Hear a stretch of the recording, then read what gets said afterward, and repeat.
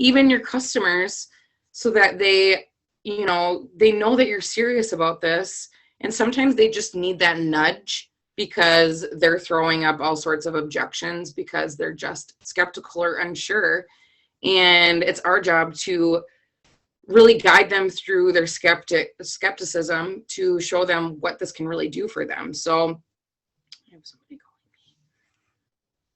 Let's ignore that. So I brought Starr on because she is one of my very best friends. I absolutely adore her, and I've had the pleasure of watching her evolve into such an incredible leader. And I know how super powerful her story is.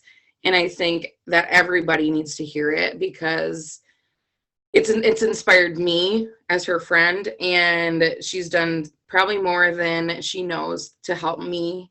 And I hope that her story speaks to your heart as much as it has to mine. So Starr, if you just want to introduce yourself, kind of explain like how you got into this business, and then we'll just bounce back and forth and I'll ask you questions as we go. Awesome. Perfect. Okay. So first of all, thank you so much. I'm very honored to be here. I love getting together and doing these things. And again, thank you for opening it up for my team. So I actually was following an acquaintance from high school. I was following her story for about 2 or 3 weeks. She was just a customer at this time. And I just noticed that, she was saying that she wasn't tired anymore. She was able to do more things with her kids. She wasn't pigging out at nighttime. And I'm like, dude, like I need all of that. So I'm what I refer to as an easy customer. It didn't take much. She had me I think it was a 4-way message with Karen, Judy, and Amanda Ing. And between Karen and Judy, they helped me dive in for my first month. And that same exact night, I hit the promoter button because I seen the earning potential. Now, I was dealing with Scentsy at the time. I still love my Scentsy, don't get me wrong. But I wasn't making an income. I was spending more than I made. I didn't realize it until I sat down, and I was just putting too much money into the business and I wasn't making anything out of it. We had just gotten out of a homeless situation, like literally the night that I had ordered. We were in our new apartment. The previous night, we were at a friend's house on a couch. We were jumping between hotels and couches at that time, and it was just a mess. So I was at the very, very bottom of the barrel. And I knew that I needed something, and something was just tugging at my heart to reach out to her and say, hey, I'm ready. Let's do this. So that's what I did. So can you explain a little bit like what your experience was with the products right away too? Oh my gosh. Yes, I was a day one thriver. So the funny thing is about my story, and sometimes we forget about our day 1, our day 3, our day 10. And, when we share our story, we're like, oh, wait a minute, this happened too. So I was just thinking about it the other day. I was like, wait a minute.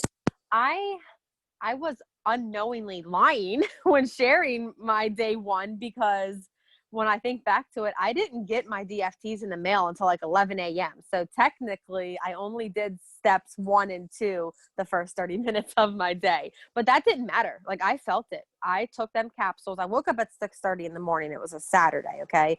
That's definitely not something I used to do. I slept in until the very last minute. But I hopped in the shower. I felt it. I was dancing and singing in the shower. Don't worry, I didn't slip and fall or anything. And then I went into my kitchen, mixed up my shake. And next thing I know, it's like 10:30, and my kitchen is sparkling. My husband's like, dude, what's wrong with you? I'm like, I think I'm thriving. And then day 3, I really liked it too because it was a Monday. So first Monday on a Thrive, kids were to school on time. Husband was to work on time. And I was at the park playing with Abel, like not watching him from the park bench. I was actually playing with him, and I went live because I was so excited. I'm like, dude, like I have just as much energy as my 2-year-old. He was 2 at the time, and it was just mind boggling. And day 10, basically same thing. It was a Monday morning, but that afternoon when Lizzie got home from school and said that she noticed a difference and that she was proud of me, I was happier. I was doing things with them. I wasn't so mean all the time. That did it right then and there. I'm like, yep, I am a thriver for life. And our stories are so similar. It's like absolutely crazy. I know, I love It's it. funny because Starr came to me and she's like, I listened to you tell your story. This was a while ago. And she's like, I didn't realize how similar our stories were. And it was like, mine was a Saturday. It was the exact same thing. Like our house was clean and my husband came down and he was like, what's going on? And then also my that came to me. So I related to, I think that's one of the main reasons why we click so much is because our stories were so similar. Yes. Um, when you started the business piece, did you, um, were you confident in the business? Did you come out running or like, how was your experience to start off with? And then like, how did it evolve? Okay, so no, I was not confident at all. I was seriously in such a horrible mindset. Now, honestly, as far back as I can remember, like as a child growing up, I have always been told like I couldn't go after my dreams. I was useless or I'd never amount to anything. Like I would be singing in the car and my, whatever you want to call him, the person who kind of helped created me, told me, and I said I wanted to be a singer. He's like, oh no, you can't be a singer, you sound horrible, you're going to marry a saxophone player. Like literally that's what I was told my entire life from that person. Then came high school. At this point I was finally with my mom. But I was told basically the same things in school. I wound up after that in a 9-year physically, mentally, and emotionally abusive marriage, where I was told those same exact things and how I was worthless. I needed a man to survive, all those things. I had absolutely no belief in myself, like whatsoever. And honestly, it affected, my life for many years, even past that. It wasn't until, I began thriving, and that's where my journey really starts. Could you not? Oh, sorry, my husband's recording me on a Zoom right now. He's doing something and over my shoulder. Anyway, so to answer that part of the question, like, no, I had no confidence. I felt completely worthless. I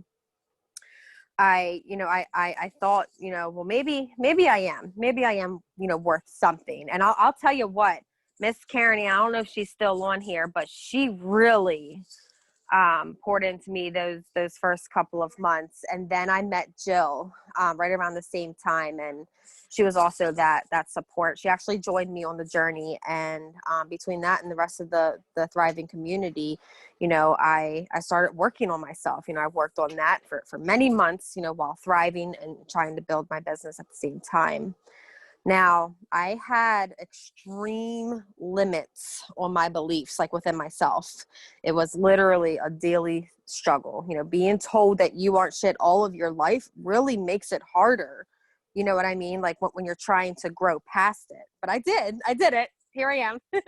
I personally, I dived into my relationship with the Lord, and I dived into learning how to love myself and believing in myself. And I've been working on it for like a little over 2 years now. And you know what? To be honest, those same like limiting beliefs, they do still pop up. I think it's just because it was embedded in my brain for so many years. I don't know if I'll ever be able to completely get rid of them, but they do still pop up. And I think at this point, though, I've equipped myself with a very tough mindset to where I'm able to push them out like pretty quickly and refocus. Um, you know what, to be honest with you, I'm sorry, go ahead.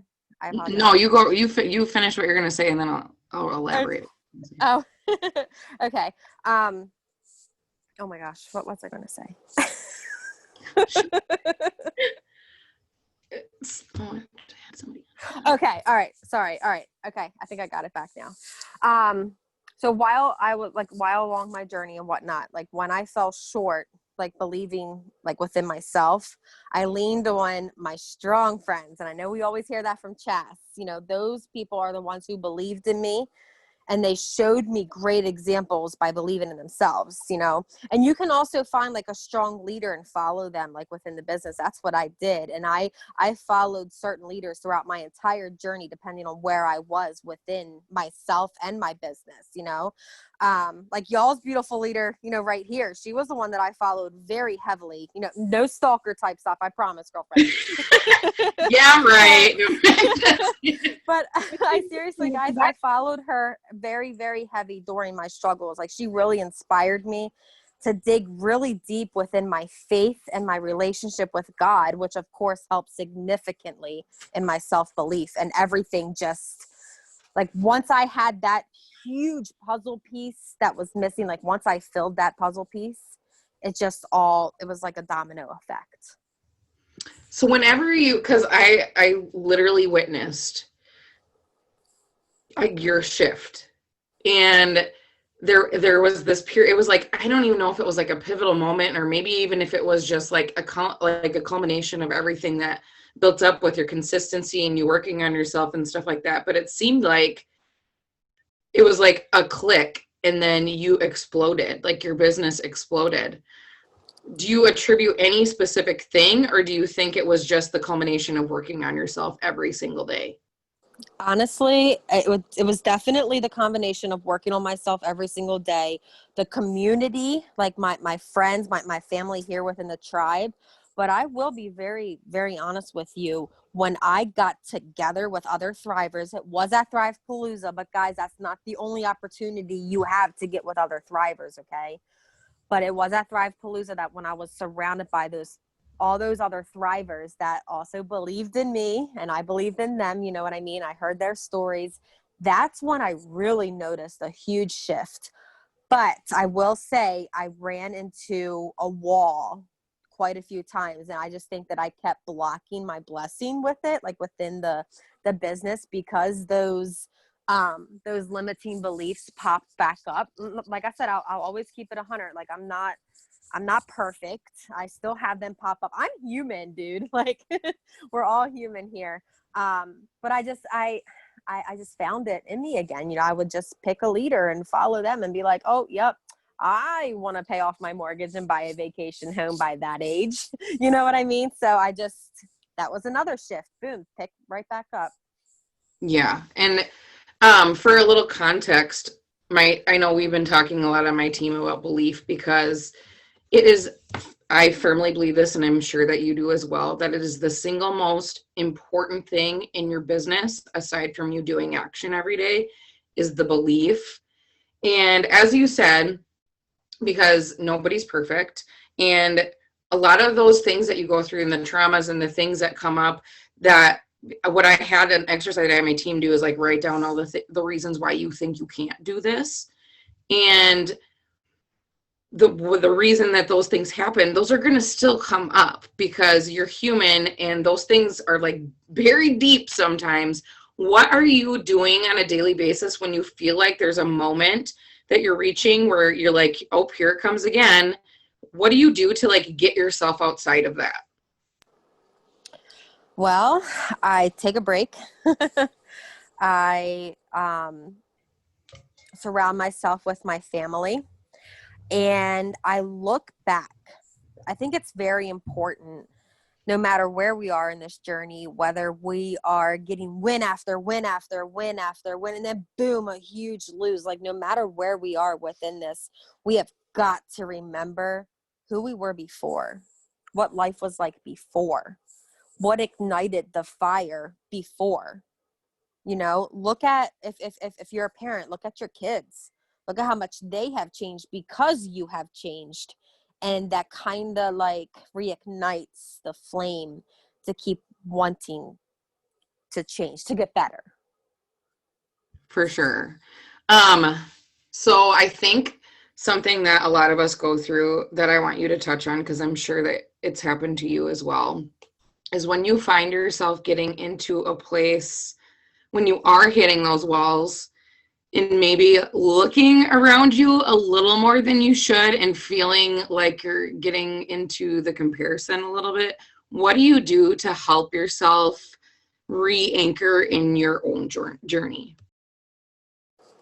I remind myself of who I am. I try to stay true to who I am. I think I'm a little stumped by your question. So I apologize if my answer seems a little all over the place, but um, I think it kind of goes hand in hand with what I said a few minutes ago. Like I remember like where I came from, or I remember the times that I had hit a wall before. And I try to also focus on my team during that time, because I feel like if I dive in and, help my downlines and even sidelines, uplines, whatever it be, that I'll eventually be like, oh, well, wait a minute. Why don't I do that? Like the advice that I'll catch myself giving others advice and not doing it myself. I'm like, oh, well, maybe that's why that wall is there. Maybe that's why I couldn't get past or go through that door, because I wasn't doing it how I'm telling, for example, Tracy to do it. For sure. I think like sometimes, I hope nobody minds swearing. My team knows that I swear. Oh, yeah, Sometimes you totally gotta dropped call it before. yourself out on your own shit. And sometimes that's Yeah. like looking in the mirror and being like, okay, I'm asking people to do these things, but I in turn maybe am not doing them to the capacity which I should be doing them. For sure. Yes, exactly. And I'll tell you what, I will call myself out in front of my team, because at that point in time, I feel like, well, I got to do it now. I done called myself out in front of them. So it's kind of like a little piece of accountability, Mhm. you know? Which, and I also think when you're doing that sort of thing, like as a leader, it helps you. So like as you all are building your own teams, I think it's important to have that sort of transparency with your team, because when they approach situations that maybe where they feel like it, they'll be empowered to do the same thing, because sometimes you suck at holding yourself accountable, and the way that you can hold yourself accountable is by telling those around you, including your team. And therefore when they go through those similar situations, because it's going to happen, we're all going to hit roadblocks, we're all going to have times when we maybe lose a rank, we're all going to have days where we're like, I don't want to do this shit, like I don't. and Yep. and it's important for you to make your team know that it is not, that you're not this perfect person that's on a pedestal that does all the right things, and like you're this enrolling machine, and like you don't have hard days, and like there's not days where you don't want to do things. Like we're just like everybody, we go through those things. I think the only difference is between maybe somebody that decides that they're going to quit, because I'm pretty sure that your upline is no longer with us, correct? That is correct. The only difference between why is Starr still here and that other person isn't is because she decided to persist and keep going, even when she couldn't necessarily see the light on the other side. The only way, I actually had a conversation with a girl that was thinking about joining the other day, and she's like, I'm just afraid that I'm going to fail at this. And I voice messaged her and I said, sister, the only way that you're going to fail at this is if you quit and give up on yourself. And as your leader, I will not allow you to do that. So that is literally the only way that you can fail, is by you giving up on yourself. If you continually to show up on the days where you feel like, I just don't want to do this, maybe the world is punching you in the face. Maybe something's going on at home. Maybe you have unexpected expenses that are happening. Maybe somebody does leave your team and you just feel like, is this all worth it? Like Starr said, you got to search for that visual proof that yes, it is worth this, but you have to keep going for sure. Yep. So Amen to that. speaking about how you were talking about how sometimes you pour into your team and you tell them what they got to do, and then you realize like, okay, I have to hold myself accountable. What do you do on a daily basis for your like income producing activities, or what do your actions or your day look like? So I'll be very honest here, guys. And I'm telling you this to hold myself accountable. I've been a little all over the place. September was a very crazy month. And I still did what I had to do, but I was not consistent. And I seen it. I definitely seen it. I know that I could have ended the month personally stronger. Like I know my PV could have been a lot better than what it was. And I looked at that number, and honestly, I was even running for that retreat. So to be able to say that, and I still, like I said, I still did what I had to do because I earned that spot, but I know that I could have done better. So what I've been trying to do more so this month is to get back into my morning routine. That is something that I've been slacking on. It's a little bit rougher because now Silas is on the same sleep schedule as me. So like he gets up at 4:30, 5 o'clock every morning. I get up around 4:30 every morning. So I don't get that time. Oh, excuse me. That I used to get in the mornings to myself to where I could focus, but I'm making it work. I wake up, I do my capsules, take my shower, listen to a podcast. I've been listening to Your Virtual Upline lately. Freaking amazing. Yes. We have been talking about him so much because I love him, love him, love him. So if you're not plugging into Bob Heilig like you should, because Yes. especially if you're a person that believes in service Mm-hmm. and maybe you're a person of faith, he is all about service. And so yeah, I just had Yes, guys, episode 105. Seriously, listen to it. It's amazing. Anyway, so I do that, and then by then, Silas is up, so I mix mine and his shakes up. Uh-oh, talking about Silas, he's moving around. I'm so sorry. I just seen him on the monitor. I apologize. I make mine and his shakes. He only gets a little bit though. He loves them.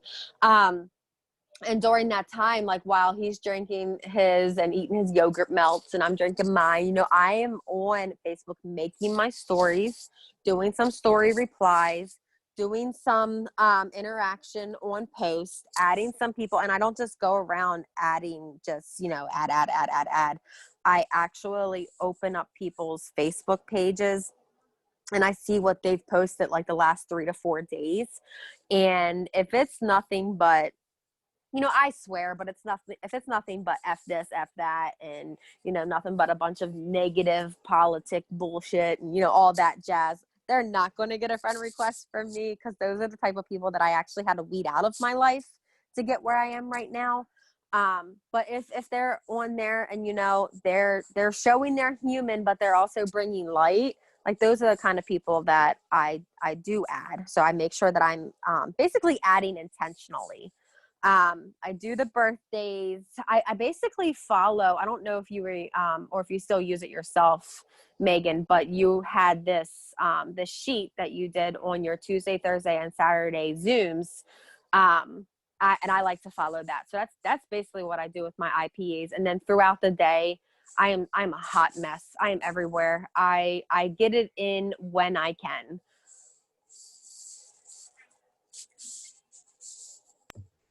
shoot, I was gonna say something, now I forgot. Ah. Oh, I know. I believe you homeschool your kids, right? Yes, ma'am. So you're a busy mom of four, three? Correct. 4. Four. Okay, yeah, I thought so. I was right. You're a busy mom of four. So obviously, and one of them is little and into everything, I'm sure. Oh, yes. Well, so is Abel. He's Yeah, 4. so both of them are just go, go, go, go, go. So you obviously cannot be on your phone all day. Right. So how do you manage your time with your business? And typically, how long should it take you to do your actions that you need to do for the day? Just my actions, I would say it takes me about 45 minutes to an hour in the morning. Okay. But that can be broken up. I haven't found a convenient way to break it up quite yet. I will say though, I have to be honest with you guys. My husband is home. Like he's home full time. He has been since March. So that is definitely helpful. Like helpful with me being able to fit it within the nooks and crannies of my day. But when he was working outside of the home, I wasn't technically homeschooling then, but I was cyber schooling. So I still had to be there. Um, I fit it in the nicks and crannies. So I would definitely say total about 45 minutes to an hour. And listen, I don't include, like, if a customer messages me midday or if I'm checking on a customer, I don't include that in that 45 minutes to an hour. I mean, if you think about it, if I wasn't thriving, what would I be doing anyway? Like, if I wasn't working on my phone, I would still be talking on my phone. So I look at that as just general conversation. Like, that's just me being a female and talking like we like to do, you know? Well, and I say, like, you're out, if you weren't doing this, you would be scrolling Facebook anyways, let's be honest. Exactly. So Right? why not make an impact and make income and make a proper use of your time instead of just mindlessly watching videos Exactly. of cats all day? Well, I gotta say that the cat video gets me sometimes. Only Yeah. if it's on TikTok. But no, but no, Don't even get me seriously. started on TikTok. Oh, Mm. what was the biggest challenge you've overcome in your business? Like, if you had a moment where you're ready to be like, F this, I'm done, I'm walking out. And how did you get back on track? So can you hear me? Okay. So I actually immediately think of three specific times. Okay. And I'm going to share just a little bit about each of them. One was when I was having a very rough time in my marriage. My husband has always been very supportive, but um, the best people weren't surrounding him. And there was a point in time where basically if I didn't go out and get a job, there wouldn't be a marriage. So that I almost quit then. Um, and then I almost quit when I so stupidly put everybody under my husband and red-legged myself for months. Months. Like, guys, it was freaking, oh, I was so dumb. I went in there and I was like, oh my gosh, I'm going to get my husband to 4K. Watch this. Ba-bing, ba-bing, ba-bing, ba-bing. Oh, yeah, he's 4K. Yeah, no. That was the biggest. And I almost quit after that because I got really like down in my dumps, or wow, in the dumps, depressed. And I was done, but I reached out to Steph. The third time was actually pretty recent. It was, I would say, it was either June or it was July. It was my third, yeah, because I went 40K in May, like at the end of May. So it was really my second month of being a 40K, and I started to doubt my rank. Like, I was like, dude, I can't handle this. Like, why am I a 40K? I felt very overwhelmed. The team was growing significantly. And I was like, dude, I'm one person. How in the world am I going to do all this? You know? And I was making myself available like literally all the time. So I think it was in August. Oh, somebody correct me if I'm wrong. I don't know. We went out to Ohio. So I was feeling like this for quite a bit, wanting to give up quite a few times during that time. We went to Ohio and Chas and Lisa were there. And oh my goodness, I asked the question and I told them, I said, you know, exactly what I just told you guys. I'm feeling overwhelmed. I don't know what to do. And they gave it to me straight. They're like, Starr, you have got to stop making yourself available. You have got to start putting that phone down. You have got to allow the other leaders on your team to learn to lead, because if not, like right now, like what I was doing, I was blocking them from growing. I was blocking them from learning how to lead without me.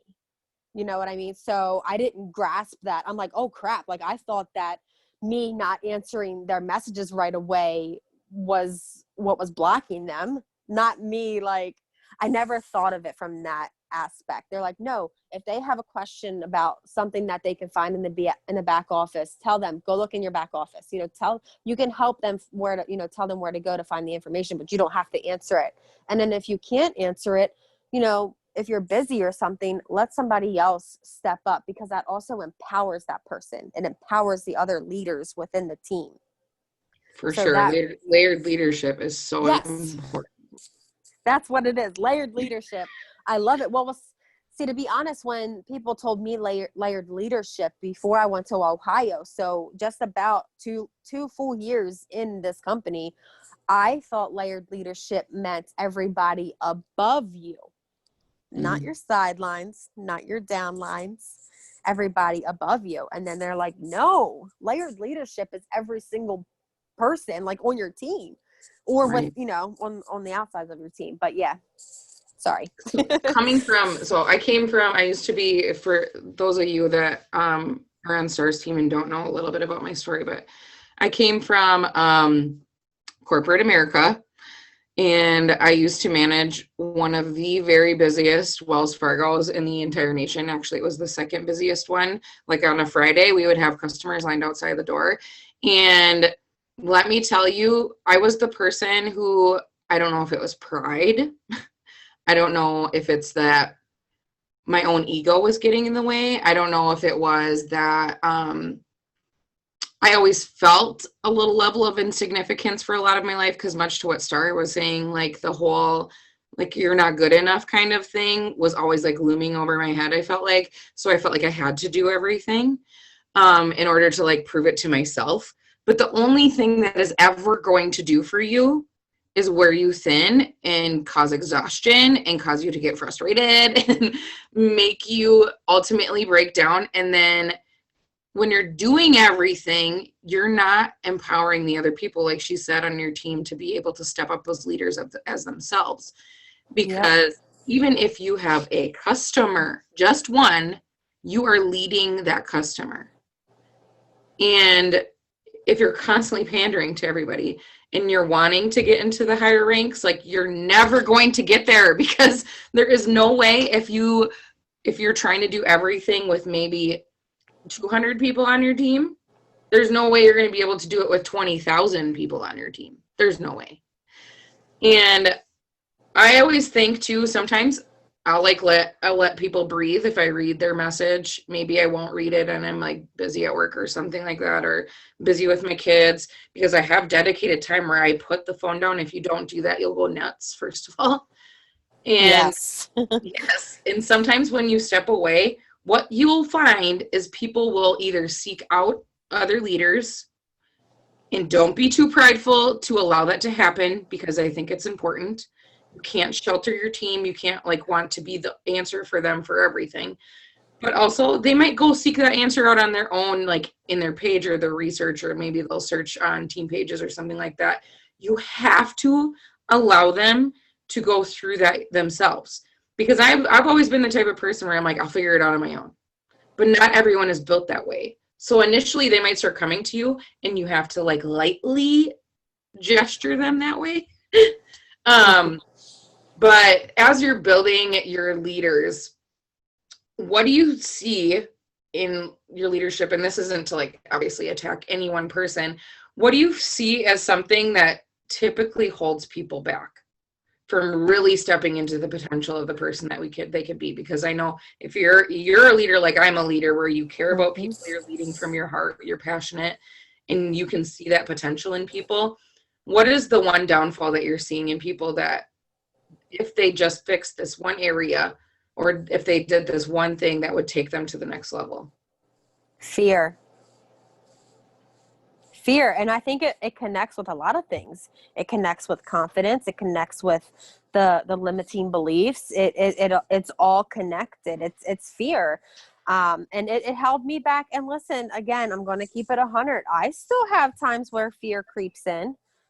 I get scared to send the messages. I get scared to check on a customer that I so stupidly forgot to check on the month prior. I get scared. I'm like, oh my gosh, this woman probably hates me. She probably thinks I'm only reaching out to her because I want her to order this month, and that's fear creeping in. So you know what? I learned that if I just face that fear and send the dang on message, it goes well. Like, it goes better than I thought it was going to go. Now, I promise you that the next time, that I have to send a message that I'm fearful to send, I will still ponder on it, but I'll do it. And that's what's important. I'll actually do it. But yeah, I What do you think definitely. it is? Do you think it's like the opinions of other people, or do you think Yes. so? In one of Bob Heilig's things, my team and I talked about this actually last week. I believe it was last week, or yeah, one of the weeks. But the way that he defined fear was so brilliant. He said, fear is just you assigning an outcome to something that hasn't even happened yet. Yeah. Yeah. I was like, That makes sense. oh my God. When you Yeah. say And that, it's so true because like you're just thinking of all the scenarios that could possibly go wrong. honestly, like that's anxiety too, y'all. Like that's I know what it was. I heard today, I had to share this. I was on TikTok and a TikTok came up that actually was like most of mine. I do have like a dedicated TikTok time because I do like social media to not just work on. Like that is kind of like my guilty pleasure where like I will mindlessly watch videos for a little while. I make sure I put a time limit on my TikTok though, so I'm not on there forever because it will happen. But I scrolled past this video and she said 97% of the time, the things that you're worrying about never actually happen. And I was like, wow.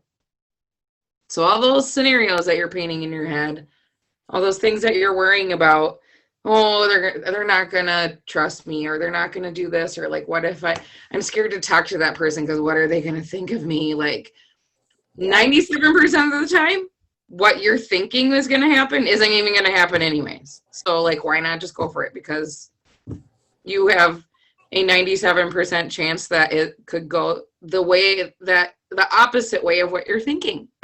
Exactly. Mhm. Exactly. And I can't tell you how many times I allowed that to get in my way, but I can't tell you how many times that I actually faced it and had such a good outcome. You know, Absolutely. and it is. It's the opinions of others. I got to be honest, like my number one quote unquote fear or anxiety that I do face pretty frequently, but I just find the strength and I get past it and I just do it anyway. But it's the fear of people thinking that I am just in this to make money. And to be very honest with you, it's very hard come payday for me to post about payday. I get so worried. And I had somebody that was a downline of one of my very best friends here in the business. She's my immediate downline. Tell me when I took my family on vacation that I was rubbing it in and I was selfish and I was such a horrible person. And girl, I was bawling. I reached out to Steph. I was just like, I'm done. Like, okay, so I'm sorry. There was another time when I was done. My bad. And it was a very, very horrible thing. And that's the kind of thing that I'm scared of. But I'll be very honest with you. After I got the boo-hooing over with and I pulled my big girl panties up, oh my gosh, it reignited such a fire within me. So now, like when I'm fearful of, okay, that person's going to think that I'm in it for the money. You know, I think, well, what if they don't and I can change their lives? Or if they do think I'm in it for the money. Again, I can boohoo, and then tomorrow it'll reignite a fire, and then I'll just go on about my business, about my life. And I just want to give you guys a little back up to that. You will never get criticism like that scenario from somebody that's doing more than you. And if you're ever receiving any sort of feedback that is anything less than positive, unless it's constructive criticism, because there is a complete difference, there is typically something that's going on within that person that they're dealing with personally that they don't like, and you're bringing that out of them, and it's absolutely nothing to do with yourself. Absolutely Yes. nothing to do with you, because you should never feel guilty for doing what's right for your family. And I'm sure, I know you guys made the best memories ever when you did that. Oh yes, we went to celebrate. My mom went 4K in May, and I went 40K in May. And to be honest with you, Megan, you're right. And that's another thing that helped me at a later time forgive the person when she reached out to me and apologized. I know that she was struggling. She straight up told me, "How could you be on vacation when I can't even buy my family groceries?" And I'm like, Mhm. "Dude, I was And there." so back to how I was talking about, you sometimes have to have accountability to people. that is the type of conversation where if they're coming to you like saying, how dare you do that when I can't even feed my family, you need to have that tough conversation with them at that time, because that's what they need. And you need to Yep. say something like, and of course it's going to feel super uncomfortable. You need to say, well, then what is stopping you from doing this too? Yeah, true. I should have said that. Dang it. Dang it. Hindsight's always 2020, Yes. But that's when you need to flip around and you need to give that tough love. And it is going to feel uncomfortable. And especially, I know I was talking to one of my new promoters. Welcome. She's on today. Oh, About welcome. how hard it is when you're like an empath and you feel like you're somebody that cares about people, to have those hard conversations. It's really hard because you're like, they're not going to be my friend anymore, And Mom, your head's going to fall off. Sorry. but but the brutally honest truth about that is, you are doing it because you love them, because you want them to succeed. It's not because Yes. you're trying to tear them down or make them feel bad. It's because sometimes, just like you need to call yourself out on your own shit, sometimes people need that tough love. It's just love. It's not tough love. It's just love. They need that Yep. love in that direction in order for them to realize, maybe I am just kind of living in a pity party myself. And you might see that person completely flip. Yep. Exactly.